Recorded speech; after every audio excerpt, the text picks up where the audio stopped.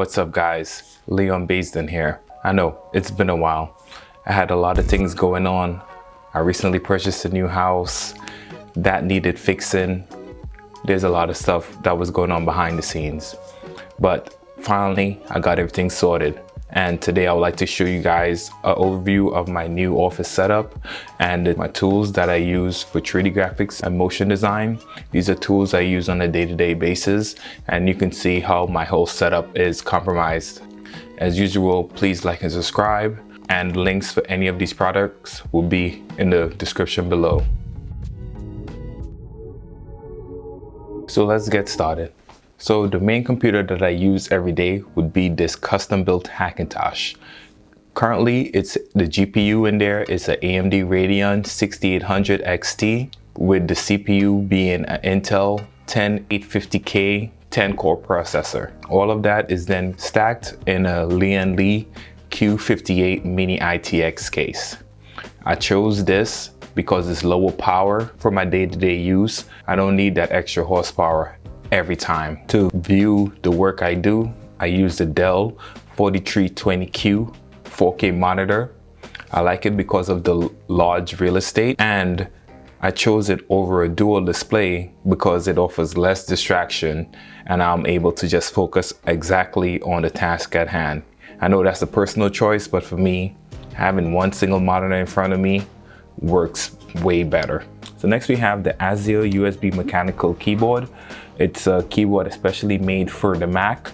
It has mechanical brown switches, so it sounds like when you use it. It's one of the best keyboard I've used so far. It's very comfortable, and you can even customize the keycaps to your liking, so that's a plus. Also, you can't have a good keyboard without a mouse. So I use the Oatly ergonomic mouse. It's a relatively cheap mouse, on the cheaper side. What I really like is the ergonomics of it. If you used a computer as much as I do on a daily basis, your wrist would hurt. So this is really good for me. It works with your large hands. It's perfect for people with large hands such as mine. And yeah, I mean, it's one of the best mouses I've tried out so far, mainly because of the ergonomics and the size of it. So next we have is the iPad mini. What can I say? It's an iPad. Basically, it lets you do everything from quick sculpting or just entertainment. One really awkward or not so known utility would be the 3D mouse. Most people don't know what it is, but it's made by a company called 3D Connection. I have both versions of this. I have the smaller one, which is the space mouse, and I also have the 3D mouse. Basically, what it allows you to do is navigate 3D planes with just one hand. No need for keyboard shortcuts, even though this particular mouse has like probably 9 or 10 customizable keys. And it works really well in Fusion 360. While it's not a must-have accessory, it's good to have, especially if you want to do some super smooth camera animations or even to navigate your Fusion 360 or your CAD software. It really excels in CAD software. Wacom Tablet, most of you guys know what it is. I personally have the Intuos Pro Medium, I think. It's mostly, me personally, I use it for ZBrush or photo retouching. Most of you guys already know the benefits and the usefulness of it. I won't go too in depth with it. So here I have standing desk. I actually bought the legs on Amazon. It was really important for me because as designers, you know, we kind of sit a lot. Bought the desk from IKEA. It's a really tall, strong, long legs because I'm like 6'4". So it's really tall. It's really sturdy. You can add any desk you want. I had a really large desk on here, like I think it was like 36 by 72, and they handle it really well. Currently I have probably a 24 by 55 inch desk because I wanted to kind of like minimalize my working space, because with a bigger desk you try to get too much thing on it and it gets really cluttered. So yeah, that's another reason why I kind of separated my workspace into two. More on that later. So it's a really well standing desk, and for that, sometimes standing, your legs or your feet get sore. So I bought a separate item that allows me to kind of wobble a bit, to not have all the tension or the weight on one particular foot. So it's a really cool kind of skateboard-like experience.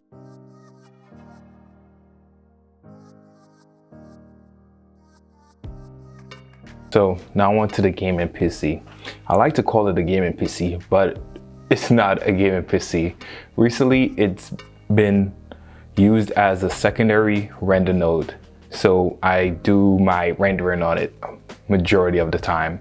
It has a 16-core AMD Threadripper, and it has 4 GPUs inside. I have two 3080 Ti's, I believe, and two 2080 Ti's. It's custom, water cooled, and very quiet. This system has a dual Dell 32-inch screens, so if I need to do some heavy compositing or a game while live streaming or something like that, this is the computer I use. It's actually one of the best water-cooled designs I have ever made. I have a 3D printer. It's the Creality CR6 SE. It's a very beginner-friendly printer. It can be set up in about 15 minutes. I recently used it a lot to create different items around my home, like creating light switch blockers or concept that I have in mind. You don't really need it, but it's good to have. It's really on the lower end side of things, but it's a really good 3D printer. The MacBook Pro M1 Max. Yes, I still do have this laptop. It's one of the most versatile laptops you can get on the market today. I already have a very in-depth review of this laptop, so you can take a look at it here, but yes, I still use the laptop. It's the same one I reviewed, and I can't wait for the next version of it. That TV behind me is not just there for holding pretty wallpapers, and it's basically just a gaming center or entertainment center.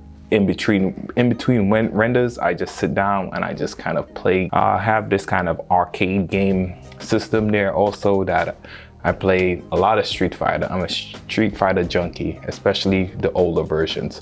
So I play that a lot on my breaks between rendering. I have a closet back there. In the closet, I just have different cameras, cords, whatnot. All the cool stuff is lidded on the top.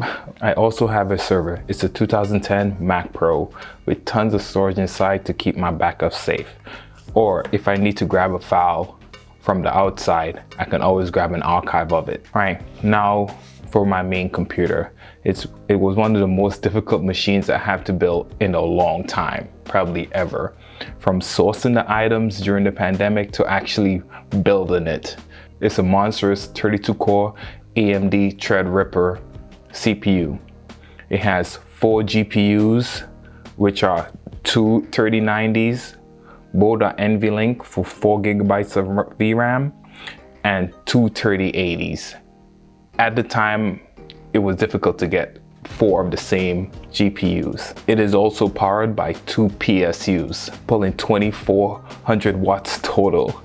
I have 26 fans, 4 480mm rads to keep this cool. It's all housed in a massive Corsair 1000D case. Fun fact, this and my Hackintosh were one build at once, but it became too difficult to maintain a 2-in-1 PC with the various water cooling going back and forth. So it's a good experiment, but don't try to do it. The initial inspiration for this build came from Miku. It's a Japanese anime character, and I just ran with the colors ever since then. It's ironic because you wouldn't think a character like this would be in such a massive beefy PC like this one. So now that you know all about what I use on a daily basis, the hardware that I use on a daily basis, what do I actually do for a living? Why or who would need this? Currently, I do a lot of product design and animation, along with a lot of conceptualization.